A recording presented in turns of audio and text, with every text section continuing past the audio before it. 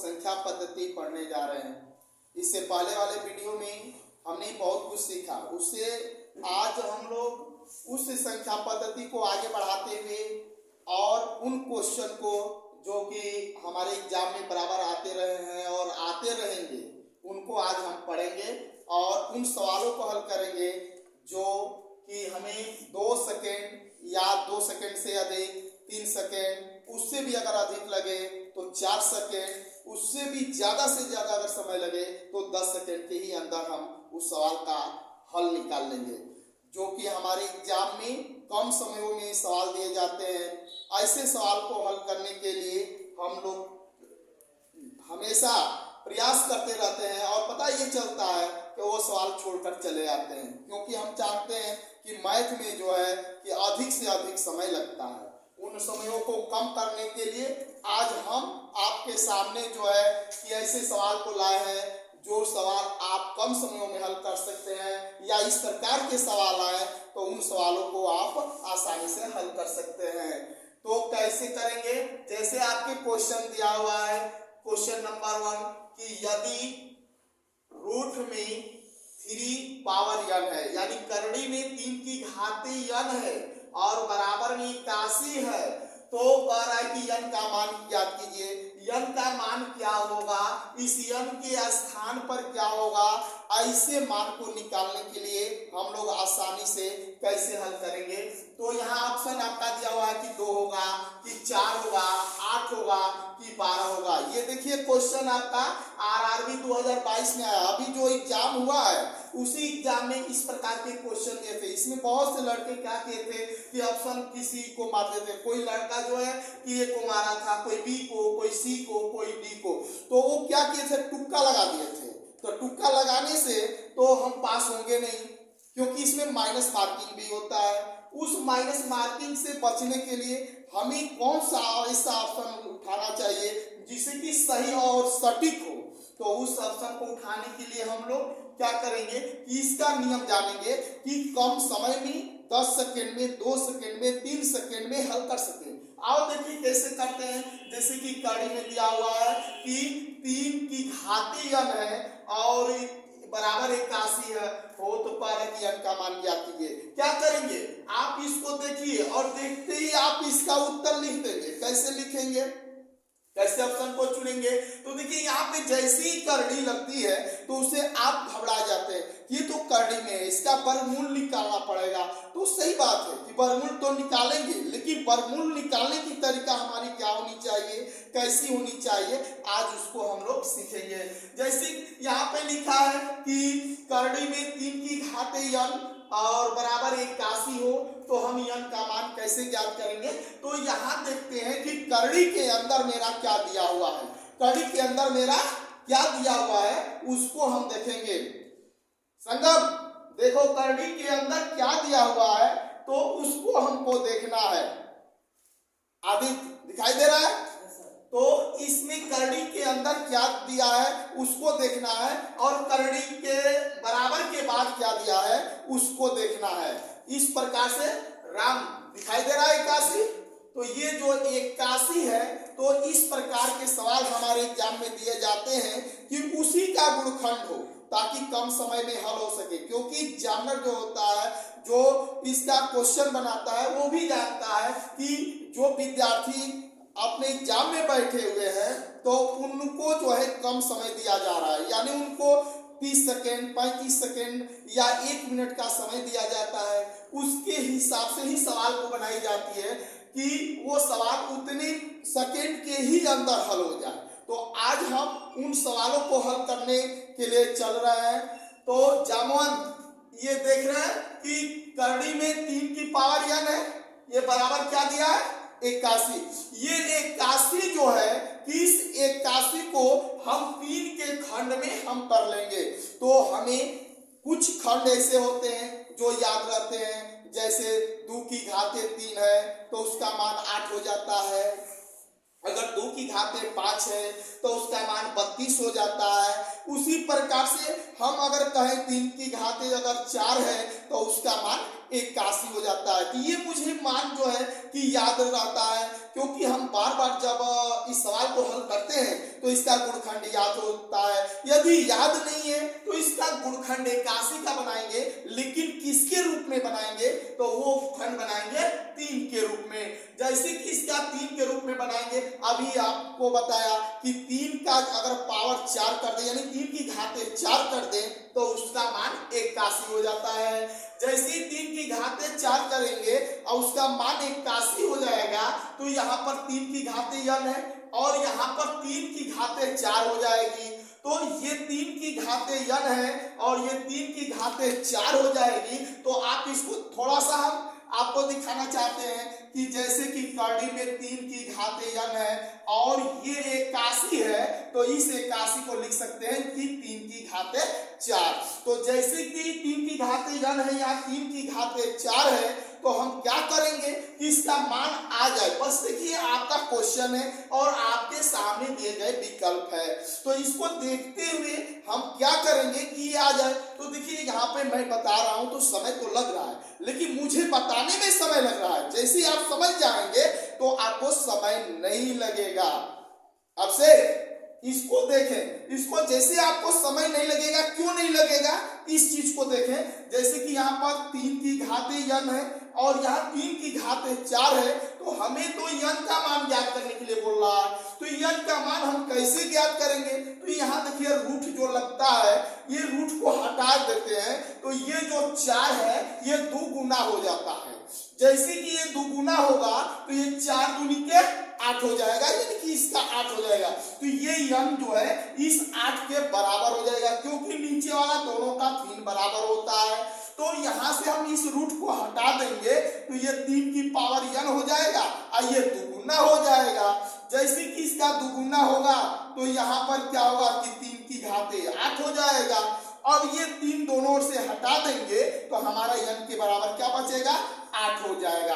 अब इस तरह से हम n का मान 8 हो जाएगा, जो ऑप्शन नंबर सी है उस पर हम क्लिक कर लेंगे। इस तरह से हम देख करके ही सवाल को हल कर सकते हैं।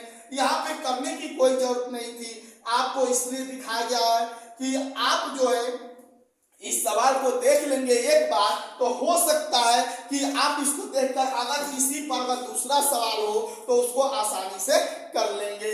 अगला सवाल आपका आता है कि क्वेश्चन नंबर 2 में कि यदि करड़ी में देखिए यदि है कि 4 की घाते n है और ये जो है 1024 है, तो फिर कह रहा है कि मेरा n का मान क्या होगा। फिर वही क्वेश्चन, सेम क्वेश्चन आया है, लेकिन क्या अंतर है, यहाँ पर 4 दिया हुआ है। आपको मैंने बताया कि ये जब 4 आएगा तो यहाँ पर 4 के खंड बनेंगे। जैसे कि यहाँ 3 आया था तो यहाँ 3 के खंड बनाए, यहाँ 4 आएगा तो ये 4 के खंड बनाएंगे। कुछ ऐसे खंड होते हैं जो कि हम बार बार हल करते हैं तो उसका मान हमें याद हो जाता है।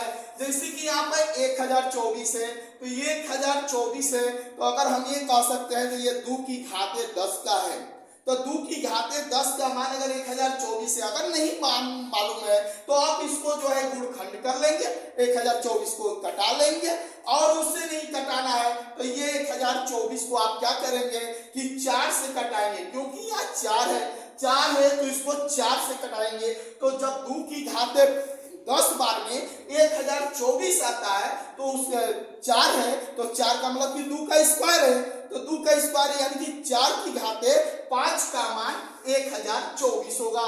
जैसे कि 1000 ये 24 होगा तो ये 4 की घाते जो है कि हमारा क्या आएगा तो 5 आएगा। जब 4 की घाते 5 आएगा तो हम इसको कैसे करेंगे, जामुन देखो यहाँ 4 की घाते जब 5 आएगा तो बता सकते हो, ये तो बता सकते हो।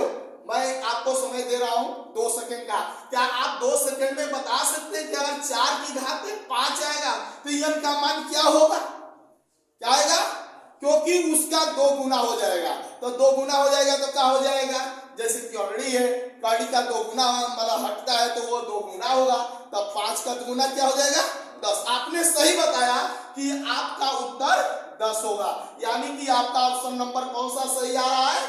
डी आ रहा है। यानी कि आप इसको देखकर, देखिए ब्लैक बोर्ड पर नहीं चलाए हैं या आपने कॉपी पेन पर नहीं चलाया है, आपने सिर्फ देख करके ही टिक मार दिए।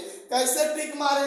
क्योंकि आपको पता चल गया है कि अगर करड़ी में अगर जो कुछ होगा और उसके बराबर में जो कुछ दिया होगा उसी का वो गुणनखंड होता है, और जितनी बार गुणनखंड होता है उसका दुगुना उसका ये यन का मान अगर पूछ रहा है तो होगा। x लिखा होगा तो x का मान निकालते हैं, p लिखा होगा तो p का मान निकालते हैं। यहाँ पर आपका यन लिखा हुआ है तो ये यन का मान पूछ रहा है कि क्या होगा। तो आप देख कर देखिए, आपने नहीं नोट किया, आपने इसको नहीं सॉल्व किया, फिर भी आपका जवाब आ गया। कैसे आया? तो आपने देखा यहाँ 4 है तो इस 4 का ही खंड बनाएंगे। तो ये 4 के खंड में जो है कि 5 बार में आपका 1024 होता है। अरे कैसे होता है? आपके पास ये हो गया कि सर तो बता दिए, लेकिन कैसे हुआ? तो देखिए यहाँ पर 1024 है, इसको हम 4 से कटाएंगे क्योंकि यहाँ 4 है। तो आइए देखते हैं, 4 दूनी के 8, 4 पचे 20 और 4 छक्का 24। फिर 4 से कटाएंगे तो ये होगा 4 छक्का 24 और 4 चौके 16। फिर 4 से कटाएंगे तो ये हो जाएगा 4 एकम में 4 छक्का 24, 4 चौके 16 और ये हो जाएगा 4 एकम में 4। यानी कि 1 2 3 4 5, यानी आपका देखिए 4 की घात 5 आ गया। यही मैं बात कर रहा था कि अगर यहाँ पर जो कुछ रहेगा उसको जो है कि इसको जो इसके बराबर में दिया रहेगा उसको कटा लेंगे। तो कटाए हैं तो 4 की घात 5 बार में कटा है। जैसे ही 4 की घात 5 बार में आपका कटेगा तो मैंने आपको बताया कि यहाँ से जैसे ही करड़ी को हटाएंगे तो ये इसका 2 गुना हो जाएगा, यानी कि 5 दूनी के 10 हो जाएगा। और इस तरह से आपका ऑप्शन नंबर डी जो है कि सही होता है। यानी कि आप कितने समय में हल कर लेंगे? तो आपको सेकेंडों का समय लगेगा। सिर्फ देखेंगे, ऑप्शन को देखेंगे और उसके माध्यम से तुरंत उस पर क्लिक कर देंगे। अगला क्वेश्चन आपके पास आता है कि अगर यदि क्वेश्चन नंबर 3 है, ये देखिए क्वेश्चन नंबर 3 जो है एसएससी परीक्षा 2016 में पूछा गया है। ये क्वेश्चन में देखिए क्या कह रहा है, थोड़ा सा हट गया है। ये कह रहा है कि यदि 3 की घाते x प्लस वाई बराबर 81 है। देखिए आपके प्रश्न है कि 3 की घाते x प्लस वाई बराबर 81 है तथा 81 की घाते जो है x माइनस वाई बराबर 3 हो। तो कह रहा है कि x का मान क्या हो? तो यहाँ x प्लस वाई है, यहाँ x माइनस वाई है और यहाँ बराबर 81, यहाँ बराबर 81 है, x का मान पूछ रहा है। देखिए आपको मैंने अभी बताया कि जो कुछ सवाल दिए जाते हैं वो सवाल जो है आपके परीक्षा में तौल कर दिए जाते हैं। वो बताए जाते हैं कि परीक्षार्थी जो परीक्षा में बैठे हुए हैं वो उनको कितना सेकंड दिया जा रहा है, कितना मिनट दिया जा रहा है, उसी के अनुसार जो है आपका सवाल बनता है। तो यहाँ पे सवाल देखिए फिर यहाँ 3 आ गया। अभी आपको मैंने करड़ी में बता रहा था तो ये बताया कि करड़ी में जोर दिया रहता है, उसके बराबर में जोर दिया रहता है, उसी का गुणनखंड बनाते हैं। आज हम 3 यहाँ पर दिया हुआ है तो जैसे कि यहाँ 3 दिया है तो 81 भी 3 ही का खंड बनाएंगे। तो 3 का खंड बनाएंगे तो आपको पता है कि यहाँ 3 है और यह 81 जो है कि 3 की पावर 4 का खंड है। तो इसका मतलब है कि 3 यहाँ है और यहाँ 3 की घाते 4 होगा तो दोनों ओर से 3 हट जाएंगे। तो 3 दोनों ओर से हटेंगे तो x प्लस वाई, यहाँ 3 की घाते 4 था तो x प्लस वाई बराबर 4 हो जाएंगे। यानी इसको कह सकते हैं कि ये जैसे कि 3 की घाते x प्लस वाई है और ये बराबर में 81 है तो हम कह सकते हैं कि 3 की घाते 4 है। फिर इसी तरह से खंड बना लेंगे तो यहाँ 3 दोनों से हट जाएगा तो यहाँ बचेगा x प्लस वाई बराबर यहाँ बच जाएगा 4। यानी x प्लस वाई का मान 4 हो जाएगा। ये बात समझ में आ रहा है अभिषेक? तो ये x प्लस वाई का मान है यदि 4 आ गया तो हम कहते हैं आगे देखिए यहाँ फिर 81 है, फिर यहाँ 3 है तो यहाँ 81 का फिर करेंगे तो ये फिर बनेगा क्या कि फिर यहाँ बनेगा 3 की घाते 4। 3 की घाते अगर 4 बनेगा तो यहाँ पर जब नहीं ऑप्शन है तो यहाँ पर घाते जिसका नहीं होता उसका घात 1 दिखा देते हैं, हम शो कर देते हैं, कहते कि हाँ इसका घाते जो है 1 है, तो इसका घात 1 है तो ये 81 है, तो ये 3 की घात 4 होगा, तो ये x माइनस वाई जो है 81 के पूरे के घात है, तो इसमें जो है कि 4 से गुणा कर देंगे। कैसे करेंगे, तो यहाँ पर हम आपको दिखा रहे हैं कि जैसे कि यहाँ 81 है तो यहाँ लिख देंगे 3 की घात 4, जैसे 3 की घात यहाँ 4 लिखेंगे तो ये x माइनस वाई पहले से मौजूद है, यानी इसका गुणा इसमें करेंगे और ये बराबर 3 की घात 1 है, तो यहाँ पर जो है 4 से इसमें गुणा करेंगे तो ये हो जाएगा 4x और इसका करेंगे इसमें 4y और ये बराबर में क्या बन जाएगा 3 हट जाएगा, यहाँ बचेगा 1, यहाँ पर माइनस 4y है। अब प्रश्न हमें ये देखना है कि x का मान पूछ रहा है कि y का, तो मेरा प्रश्न पूछ रहा है, यहाँ पे मेरा प्रश्न ये है कि यदि 3 की घात x प्लस y बराबर 81 तथा 81 की घात x माइनस y बराबर 3 हो तो x का मान पूछ रहा है। देखिए आप जो है अगर x का मान पूछता है तो y वाले को बराबर कर लेते हैं, तो y वाला कट जाता है, x का मान निकल जाता है। यदि y का मान पूछ रहा है तो x वाले को बराबर कर लेते हैं, तो वहां पर जो है कि x का मान हम बराबर कर लेंगे तो x वाले कट जाएगा, y का मान मिल जाएगा। तो यहाँ पर जो है कि मेरा पूछ रहा है x का मान, यानी y वाले मान को बराबर करेंगे, तो यहाँ पर आपका x प्लस y बराबर 4 और यहाँ है 4x माइनस 4y बराबर 1, यानी कि यहाँ पर 4y है और यहाँ पर y है।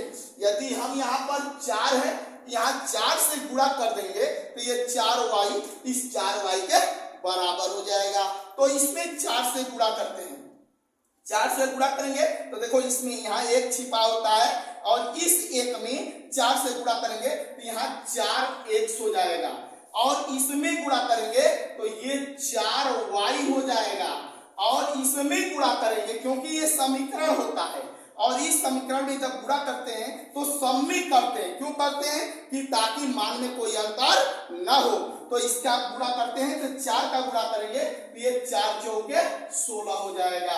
इसके बाद क्या करते हैं, देखो ये दोनों बराबर है, चिन्ह देख लेते हैं, चिन्ह दोनों का अलग अलग होता है तो इसको हम काट देते हैं क्योंकि हमें x का मान निकालना है, तो इन दोनों को जोड़ लेंगे तो ये 4 4 8x हो जाएगा और ये जोड़ेंगे तो 17 हो जाएगा।